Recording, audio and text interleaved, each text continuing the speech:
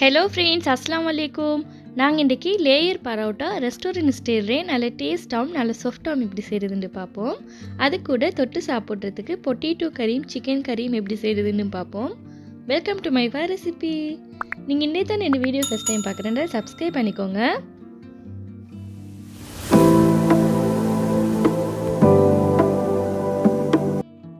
ஃபஸ்ட்டுக்கு பரோட்டாக்கு மாவு பிணைஞ்சி வைக்க போகிறேன். நான் இதில் 500 கிராம் கோதுமை மாவு எடுத்துக்கிறேன். இது கூட தேவையான அளவு சால்ட் எட் பண்ணிட்டு 1 டேபிள் ஸ்பூன் சுகர் எட் பண்ணுங்கள். 3 டேபிள் ஸ்பூன் ஆயில் எட் பண்ணிட்டு இதை நல்லா மிக்ஸ் பண்ணி விட்டுட்டு இதில் 1 எக் உடைச்சி ஊற்றிக்கிறேன்.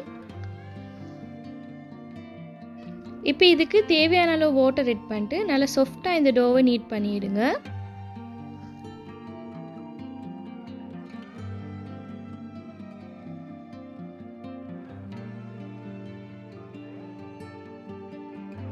பாருங்கள் ஃப்ரெண்ட்ஸ், இந்த மாதிரி நல்லா சாஃப்டாக நீட் பண்ணதுக்கப்புறமா இதுக்கு மேலே நான் மறுபடியும் ஆயில் எட் பண்ணிட்டு நல்லா சாஃப்டாக நீட் பண்ணி விட்டுக்கிறேன்.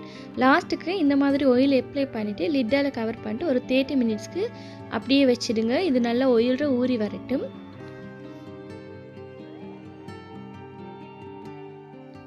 இப்போ அடுத்தது சிக்கன் கறி எப்படி செய்கிறதுன்னு பார்ப்போம். 500 கிராம் சிக்கன் எடுத்துக்கிறேன். இதுக்கு தேவையான அளவு சால்ட் எட் பண்ணிட்டு சீரக பவுடர் 1.5 டேபிள் ஸ்பூன் எட் பண்ணுறேன். 2 டேபிள் ஸ்பூன் கொத்தமல்லி பவுடர் எட் பண்ணுங்கள். 1/4 டீஸ்பூன் மஞ்சள் தூள், சில்லி பவுடர் உங்களோட காரத்துக்கு ஏற்ற மாதிரி எட் பண்ணுங்கள். நான் இதில் 1 டேபிள் ஸ்பூன் எட் பண்ணிவிட்டு நல்லா மிக்ஸ் பண்ணி விடுறேன்.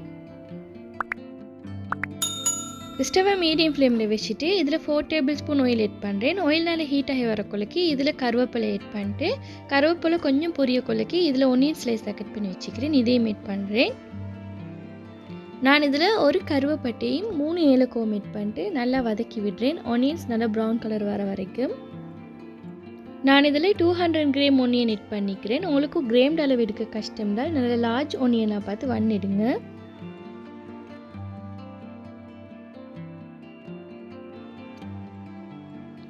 ஒனியன் ப்ரௌன் கலருக்கு வந்ததுக்கப்புறமா நான் இதில் ginger garlic paste 1.5 table spoon add பண்ணிட்டு இதையும் கொஞ்சம் வதக்கி விடுறேன்.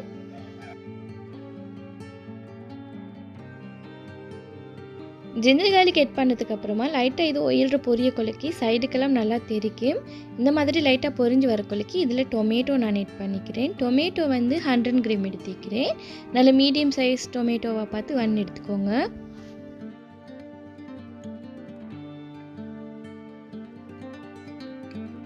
டொமேட்டோ இந்த மாதிரி நல்லா வதங்கினதுக்கப்புறமா இதில் மசாலா மிக்ஸ் பண்ணி வச்சுருந்த சிக்கனை நான் எட் பண்ணுறேன். இந்த சிக்கனை இந்த மாதிரி நல்லா மிக்ஸ் பண்ணி விட்டுட்டு லிட்டால் கவர் பண்ணிட்டு ஒரு 2 மினிட்ஸ்க்கு இதை அப்படியே வைங்க. இந்த மசாலாவெல்லாம் நல்லா மிக்ஸ் ஆகி இந்த சிக்கன் லைட்டாக நல்லா வதங்கட்டும். என்னோட வாய்ஸ் கொஞ்சம் டிஃப்ரெண்ட்டாக இருக்கும், கொஞ்சம் தடுமல் வந்துட்டுது, அட்ஜஸ்ட் பண்ணிக்கோங்க ஃப்ரெண்ட்ஸ். பாருங்கள் ஃப்ரெண்ட்ஸ், கொஞ்சம் லைட்டாக இந்த சிக்கன் ஆயிலில் நல்லா வதங்கி லைட்டாக மசாலாவும் நல்லா பொரிஞ்ச மாதிரி வந்திக்குது. இந்த ஸ்டேஜில் நான் இதில் வாட்டர் எட் பண்ணிக்கிறேன். உங்களுக்கு தேவையான அளவு வாட்டர், எந்த அளவுக்கு நீங்கள் கிரேவி வைக்கணும்னு நினைக்கிறீங்களோ அந்த அளவுக்கு நீங்கள் வாட்டர் எட் பண்ணுங்கள். இதை நல்லா மிக்ஸ் பண்ணிட்டு லிட்டால் கவர் பண்ணிட்டு சிக்கனை குக் பண்ண விட்டுறலாம். இது 30 மினிட்ஸ் இருந்தாலே போதும். இது சிக்கன் குயிக்காக குக் ஆகிடும்.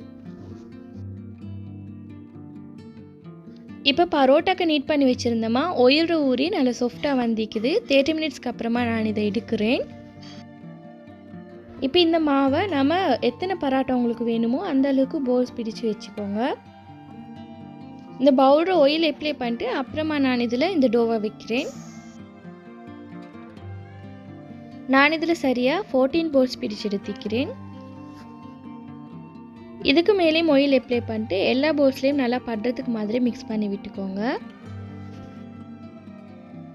இப்போ இதை லிட்டால் கவர் பண்ணிட்டு ஒரு 30 மினிட்ஸ்க்கு வச்சிடலாம். நல்லா ஆயிலில் ஊறி வரட்டும்.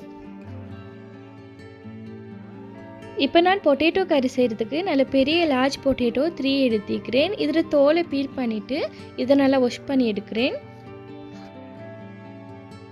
இந்த மாதிரி பொட்டேட்டோவை 2ஆக கட் பண்ணிக்கோங்க.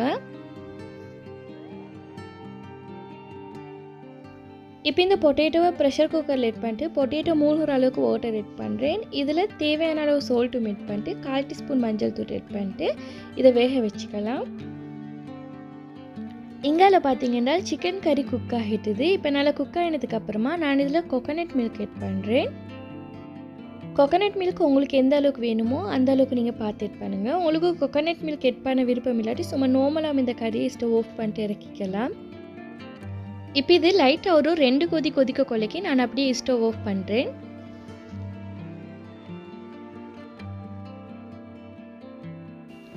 இங்கால பார்த்தீங்கன்னா நம்ம ப்ரெஷர் குக்கரில் வச்சுருந்த பொட்டேட்டோ வெந்துட்டுது. நான் பொட்டேட்டோ வேக வைக்கிறதுக்கு எப்போவும் விசில்டு அளவு வைக்கிறதில்ல, சரியாக 10 மினிட்ஸ் வேக வச்சு எடுத்தேன்னால் பொட்டேட்டோ சரியான அளவுக்கு வெந்து வந்திக்கும். பொட்டேட்டோ கறி குக் பண்ணுறதுக்கு நான் இதில் 3 டேபிள் ஸ்பூன் ஆயில் ஆட் பண்ணுறேன். ஆயில் நல்லா ஹீட் ஆனதுக்கப்புறமா இதில் கொஞ்சமாக கடுகு ஆட் பண்ணுறேன். கடுகு பொரிஞ்சு வர கொள்ளைக்கு கருவேப்பிலையும் ஆட் பண்ணுறேன். இதில் 1 மீடியம் சைஸ் ஒனியனை ஸ்லைஸாக கட் பண்ணிட்டு நல்லா வதக்கி விடுறேன்.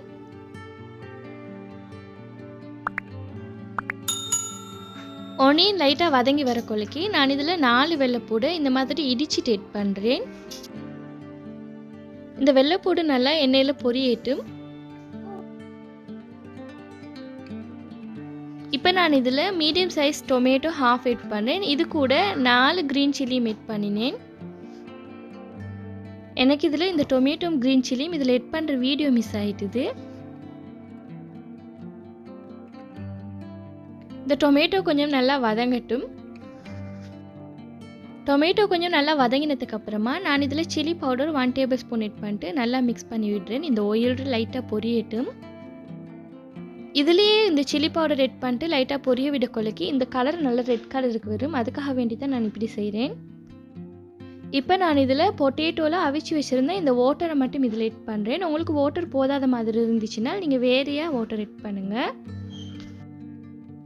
இது கூட சீரக பவுடர் 1 டீஸ்பூன் ஆட் பண்ணிட்டு நல்லா மிக்ஸ் பண்ணி விட்டுட்டு இதை நல்லா கொதிக்க விடுறேன். இந்த மசாலா வாசனை போகிற அளவுக்கும்.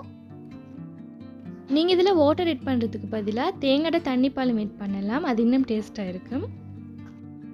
இப்போ நான் இது லிட்டால் கவர் பண்ணிட்டு நல்லா குக் பண்ணி எடுத்துக்கிறேன். இப்போ இதில் மசாலா வாசனை எல்லாம் போய்த்து ஒரு 10 மினிட்ஸ் வரைக்கும் நல்லா குக் ஆகி வந்திக்குது. இப்போ இதில் பொட்டேட்டோ வெயிட் பண்ணிட்டு இன்னும் ஒரு 10 மினிட்ஸ்க்கு நல்லா குக் பண்ண விடலாம். நீங்கள் இதில் பொட்டேட்டோ வெயிட் பண்ணி குக் பண்ண கொள்ளைக்கு 2 பொட்டேட்டோவை இந்த மாதிரி உடச்சி விடுங்க. அப்போ தான் இதில் நல்லா கரைஞ்சி வேகும். அப்போ கிரேவி நல்லா திக்காக வரும். பொட்டேட்டோ கொஞ்சம் நல்லா குக்காகி வந்திக்குது. உங்களுக்கு இந்த கிரேவி திக்கான மாதிரி இல்லாட்டி நாங்கள் ஏற்கனவே உடச்சி விட்டு பொட்டேட்டோவை இந்த மாதிரி லைட்டாக மிஷ் பண்ணி விடுங்க. அப்போ இன்னும் கொஞ்சம் நல்லா திக்காக வரும் கிரேவி. இப்போ இது நல்லா கொதிச்சு நிற்க கொள்ளைக்கு நான் இதில் கோகனட் மில்க் ஆட் பண்ணுறேன். கோகனட் மில்க் உங்களுக்கு எந்த அளவுக்கு வேணுமோ அந்த அளவுக்கு ஆட் பண்ணுங்கள். கோகனட் மில்க் ஆட் பண்ணதுக்கு அப்புறமும் உங்களுக்கு இந்த கிரேவியோட திக்னஸ் போதாட்டி கொஞ்சமாக இந்த மாதிரி பொட்டேட்டோவை மிஷ் பண்ணி விடுங்க.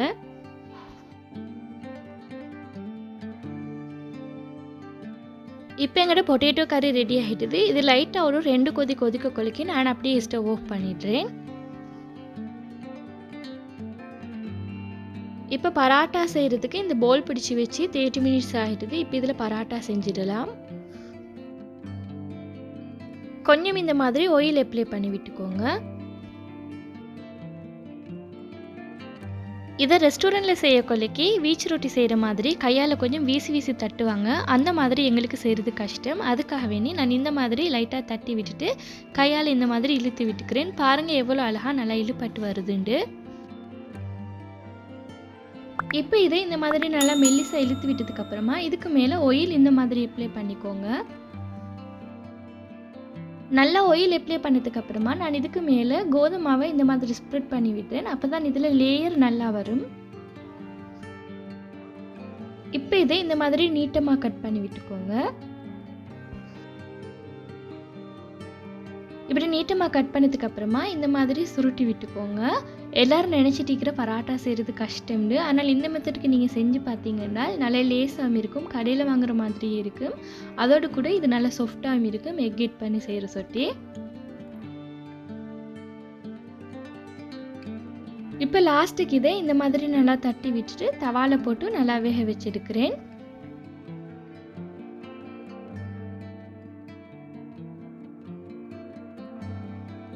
நீங்கள் தவாக்கம் இந்த மாதிரி ஆயில் அப்ளை பண்ணி விட்டுக்கோங்க.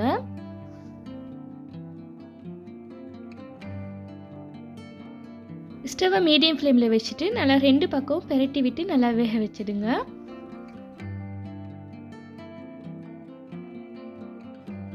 நீங்கள் 2-3 பரோட்டா செஞ்செடுத்ததுக்கு அப்புறமா இந்த மாதிரி கையால் நல்லா தட்டி விட்டுக்கோங்க. அப்போ தான் இதில் இருக்கிற லேயர் எல்லாம் நல்லா பிரிஞ்சு வரும். பாருங்கள் ஃப்ரெண்ட்ஸ், எங்களோட பரோட்டா எந்த அளவுக்கு நல்லா சூப்பராக நல்ல லேயர் எல்லாம் வந்திக்குதுண்டு. நீங்கள் இதில் நல்லா தவாவில் வேக வைக்க கொள்ளைக்கு நல்லா ஆயில் அப்ளை பண்ணிகிட்டே வேக வச்சு எடுத்துக்கோங்க. அப்போ தான் இது நல்லா சாஃப்டாக வரும். இன்னும் இவ்வளோ தான் ஃப்ரெண்ட்ஸ், எங்களோட பரோட்டா ரெடி ஆகிட்டுது. இதை பொட்டேட்டோ கறியோடையும் சிக்கன் கறியோடையும் தொட்டு சாப்பிட்றதுக்கு நல்ல டேஸ்ட்டாக இருந்துச்சு. நான் இந்த 3 ரெசிபியையும் வேறு வேறையாக தனித்தனியாகவும் அப்லோட் பண்ணுறேன். அப்படி அப்லோட் பண்ணினால் நான் டிஸ்கிரிப்ஷனில் லிங்க்கை கொடுக்குறேன். என் சேனல் உங்களுக்கு பிடிச்சிருந்தால் ப்ளீஸ் ஃப்ரெண்ட்ஸ் லைக் பண்ணுங்கள், ஷேர் பண்ணுங்கள், கமெண்ட் பண்ணுங்கள், மறக்காமல் சப்ஸ்கிரைப் பண்ணுங்கள். தேங்க்ஸ் ஃபார் வாட்சிங்.